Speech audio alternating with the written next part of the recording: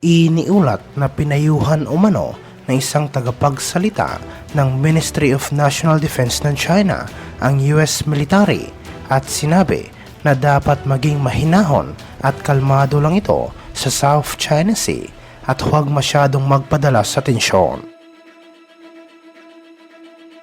Sinabi ni Senior Colonel Ren Guchang, ang Deputy Director ng Information Office ng Ministry of National Defense ng China, na hindi umano dapat mag-react masyado ang US military dahil posibleng magkamali ito sa kanilang kalkulasyon sa South China Sea. Anya na mataas ang posibilidad na baka sumiklab ang isang matinding gulo sa South China Sea dahil sa pinapakitang agresibong aksyon ngayon ng Estados Unidos sa nasabing karagatan, kaya't pinayuhan niya ang Washington na manatiling kalmado at mahinahon. Ngunit sinabi naman ng ilang eksperto na posible umunong kinakabahan ang People's Liberation Army sa magiging tugon ng Estados Unidos laban sa mga ginagawang agresibong aksyon ng China sa pinagtatalunang karagatan. Iniulat ito matapos inimbitahan ng bansang Denmark ang mga tauhan ng Philippine Navy at Coast Guard para magpalitan ng mga pananaw tungkol sa Law of the Sea, partikular na sa marine defense sa gitna ng tumitinding tensyon sa South China Sea. Ipinaabot umano ni Denmark Ambassador to the Philippines na si Franz Michael Milbin ang imbitasyon kay Department of National Defense Secretary Gilbert Chodoro sa isang pagpupulong sa Camp Aguinaldo noong nakarang. Nagpahayag din ng suporta ang Danish Ambassador sa rule of law kaugnay na nangyaring insidente sa Ayungin Shoal na kung saan ng barko ng China ang isang Philippine vessel at isang Coast Guard ship na nagsasagawa ng resupply mission.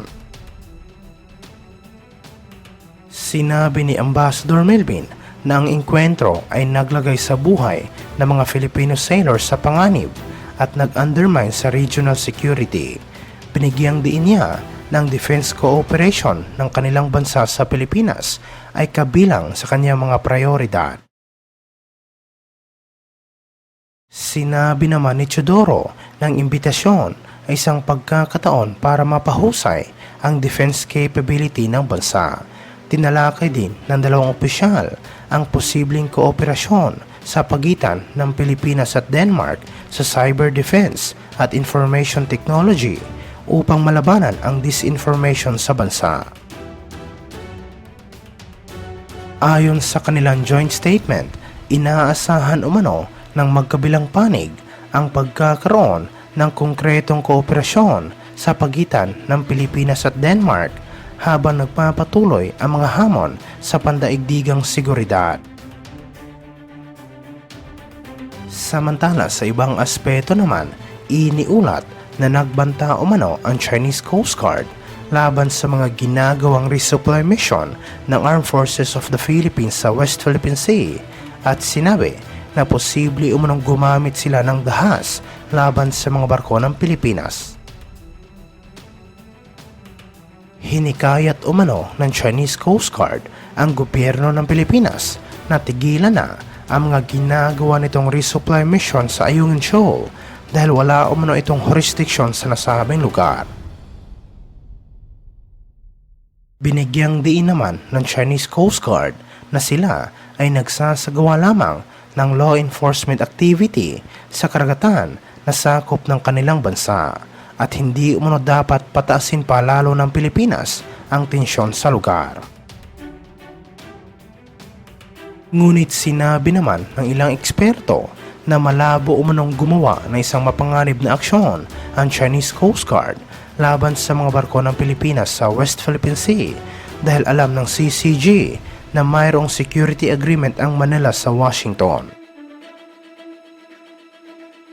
Iniulat ito matapos sinabi ng AFP na hindi na kailangan ng mga kaalyado nito kabilang ang Estados Unidos na i-escort ang mga Philippine vessel na naghahatid ng mga probisyon sa mga Filipino troops na nakaistasyon sa Ayungin Shoal sa gitna ng tumataas na tensyon sa pagitan ng Beijing at Manila.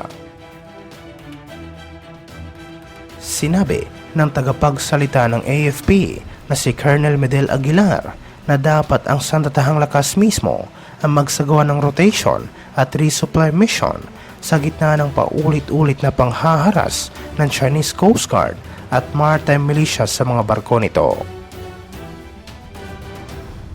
Ang Estados Unidos at mga bansang tulad ng Japan at Australia ay nag-alok na magsagawa ng magkasanib na pagpapatrolya kasama ang Pilipinas o sumali sa mga resupply mission ng bansa sa ayungin upang hadlangan ang mga ginagawang provokasyon ng China. Ngunit sinabi ni Aguilar na dapat gampanan ng AFP ang responsibilidad nito at protektahan ang sovereign rights at jurisdiksyon ng bansa upang matiyak na tayo ang makikinabang sa mga resources sa West Philippine Sea. Insulto din anya ang pag-aakalang dinidiktahan ng US ang mga aksyon ng Pilipinas sa nasabing karagatan. Sinabi niya na tayo ay isang sovereign na bansa at mayroon tayong independent na foreign policy. Para sa kanya, isang malaking insulto na sabihin ng ibang bansa na tayo ay dinidiktahan ng Amerika tungkol sa mga aksyon natin sa West Philippine Sea.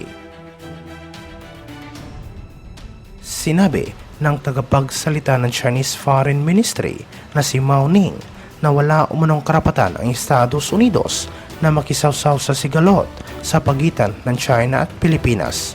Ang Washington ay hindi partido sa isyu ng South China Sea at wala itong karapatan na makialam sa problema sa pagitan ng Manila at Beijing.